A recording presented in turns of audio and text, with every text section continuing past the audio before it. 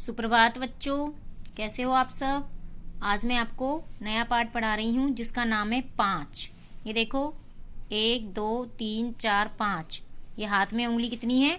5 है। संख्या में कितनी है ये? 5। तो मेरे 5वीं कक्षा के दोस्तों, लोग मुझे 5 कहते हैं। क्या कहते हैं? 5।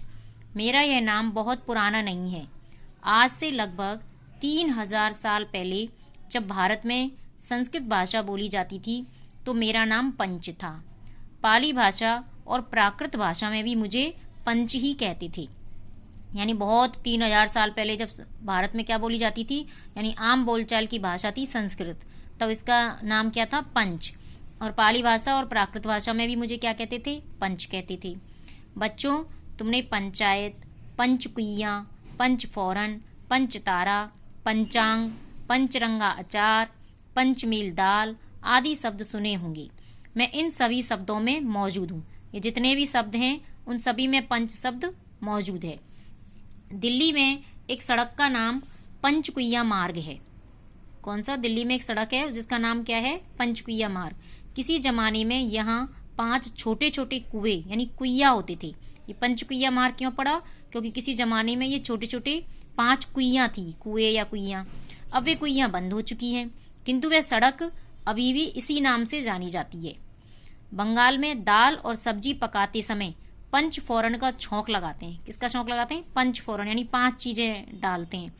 इस छौंक में 5 चीजें होती हैं। वो कौन कौन सी? जीरा, मेथी, सौंफ, अजवाइन, सरसों, ये डाली जाती हैं। इसलिए इसका नाम क्या पड़ा? पंचफोरन। गांव में लोगों के आपसी झगड़े का निपटारा पंचायत करती है। गांव में जो भी झगड़ा हो जाता है आपस में, तो उसका समस्या का समाधान या उसका झगड़े का जो निपटारा है वो कौन करती है? पंचायत करती है। और पंचायत में 5 लोग होते हैं जिन्हें गांव के लोग चुनते हैं। वे होटल पंचतारा होते हैं जिनमें कुछ विशेष सुविधाओं का प्रबंध होता है, यानी कुछ विशेष इंतजाम होते हैं, वो पंचतारा होटल कहलाते हैं। हमारे संगीत में 7 स्वर होते हैं, सा रे गा मा पा धा नी। अब इनमें पे को क्या कहते हैं? पंचम कहते हैं, क्योंकि ये 5वें नंबर पर है। 1 2 3 4 5। पे को क्या कहते हैं? पंचम कहते हैं, क्योंकि सुरों के क्रम में 5वें स्थान पर आता है। सुरों के क्रम में किस स्थान पर आता है? पे 5वें स्थान पर आता है। इसी प्रकार नाग पंचमी के त्योहार को यह नाम इसलिए दिया गया है क्योंकि ये त्योहार श्रावण महीने के कृष्ण पक्ष की 5वीं तिथि को पड़ता है। जो नाग पंचमी का त्योहार आता है वो भी कब आता है? श्रावण के महीने में, और कृष्ण पक्ष की जो 5वीं तिथि होती है उसमें आता है, इसलिए इसको नाग पंचमी कहते हैं। तो बच्चों, आज यहीं तक पढ़ेंगे। धन्यवाद।